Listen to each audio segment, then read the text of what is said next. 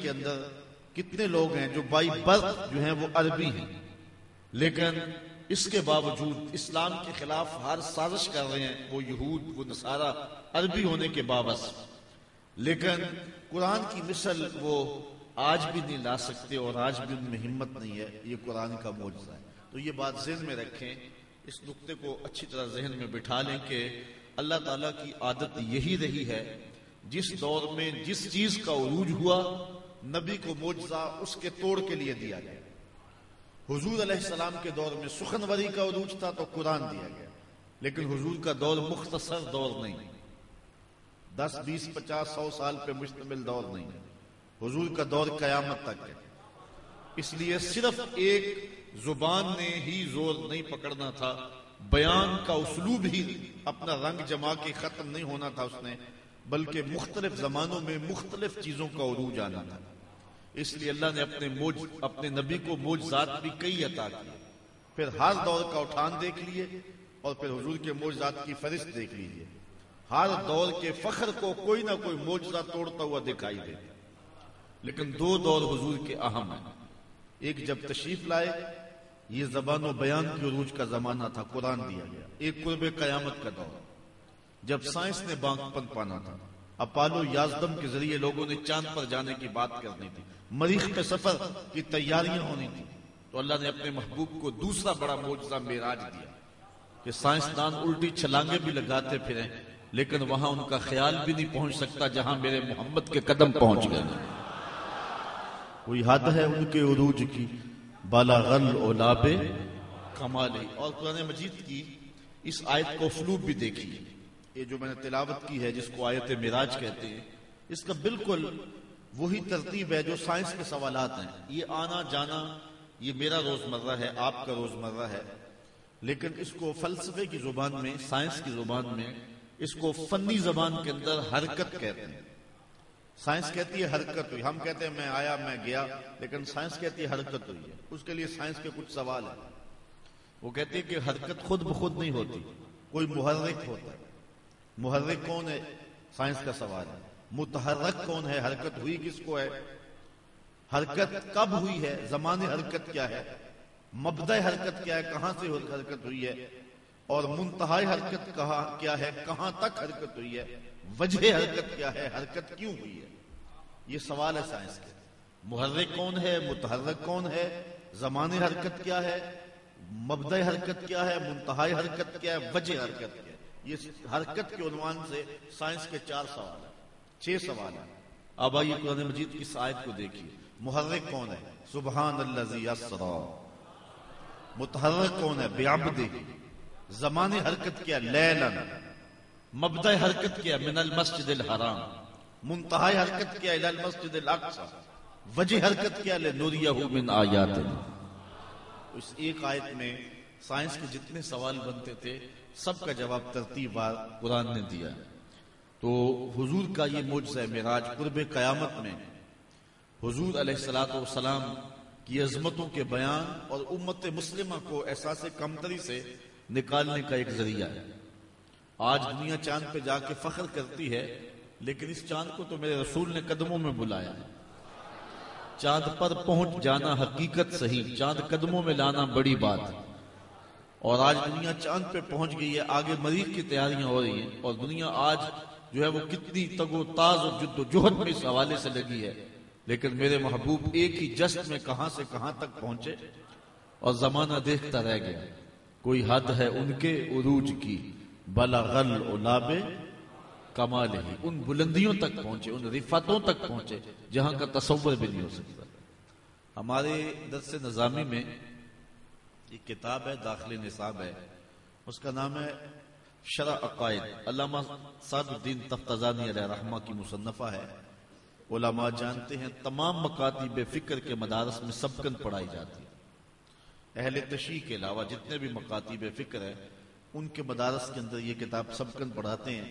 اس کی شرح ہے النبراس، علامہ عبدالعزیز پرہاروی علیہ رحمہ، انہوں نے اس کی تشریح لکھی ہے۔ اس میں ایک واقعہ لکھتے ہیں کہ حضرت ابو الحسن رفاعی ایک بزرگ گزرے ہیں۔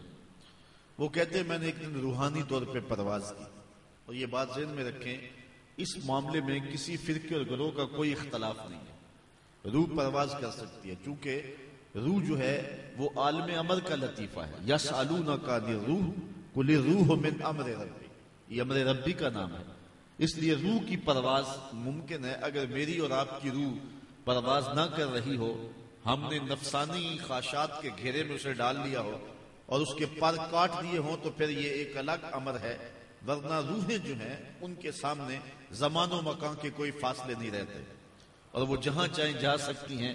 اقبال نے کہا تھا تیرا جوہر ہے نوری، پاک ہے تو، فروغ دیدہ افلاک ہے تو، تیرے سید زبو فرشتہ حور کہ شاہین شہ لولاک ہے تو شاہین ہے، لیکن تم نے اپنے آپ کو جو ہے وہ خود تباہیوں میں ڈال لیا اور پر کاٹ لیے۔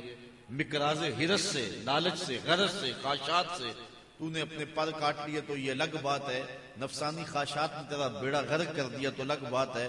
وہ بابا بلے شاہ نے کہا تھا نفس پلیت پلیت چا کیتا اسی اصل پلیت تا نہ سے، ہم تو فطرت میں پاک تھے لیکن نفس نے بیڑا غرق کر کے رکھ دیا۔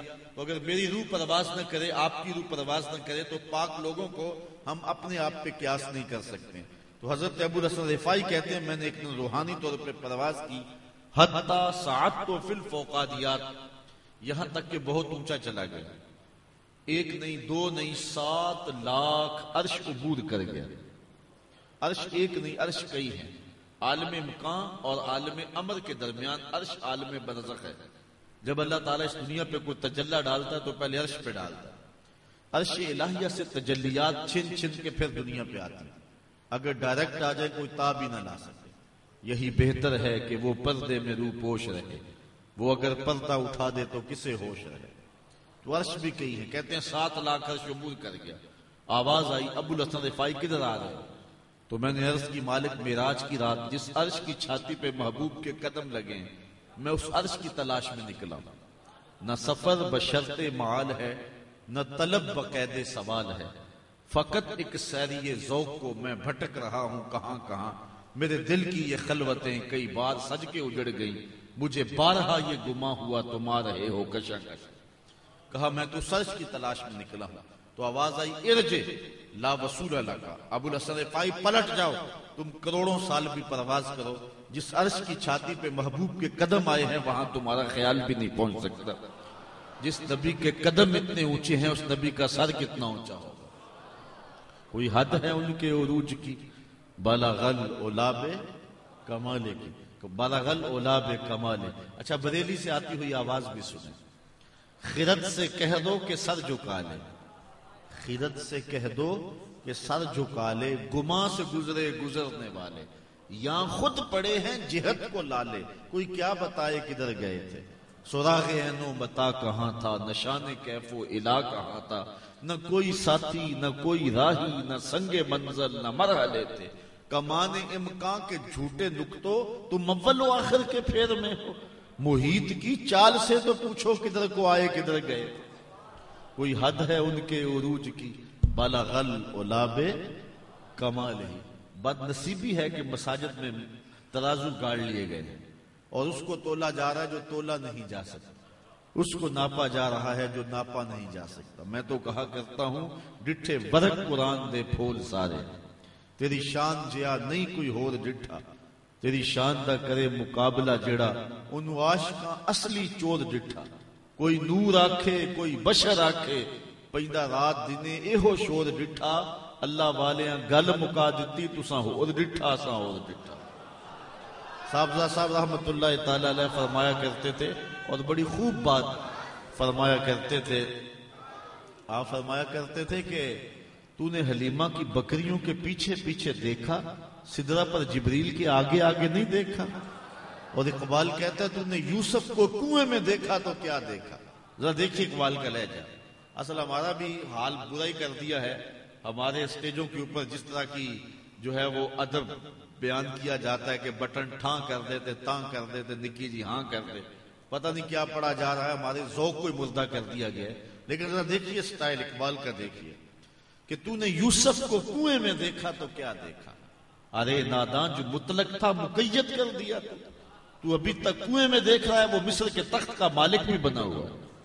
تو اپنی اپنی نظر کی کہانی ہے، نظر کو وسعت دیں گے تو دیکھیں گے کہ محبوب کو اللہ نے شانیں کیا دی ہیں، رفتیں کیا دی ہیں، تو ان کو وہ کمالات رفیع عطا کیے گئے ہیں جو انہی کا مقسوم ہے اور ان کے علاوہ کسی اور کا حصہ نہیں رہا ہے۔ تو اللہ تعالیٰ نے اپنے محبوب علیہ السلام کو یہ دوسرا بڑا معجزہ معراج عطا کیا ہے۔ سبحان الذی اسریٰ بعبدہ، پاک ہے وہ ذات جس نے اپنے بندہ خاص کو سیر کرائی مسجد حرام سے مسجد اقصیٰ تک،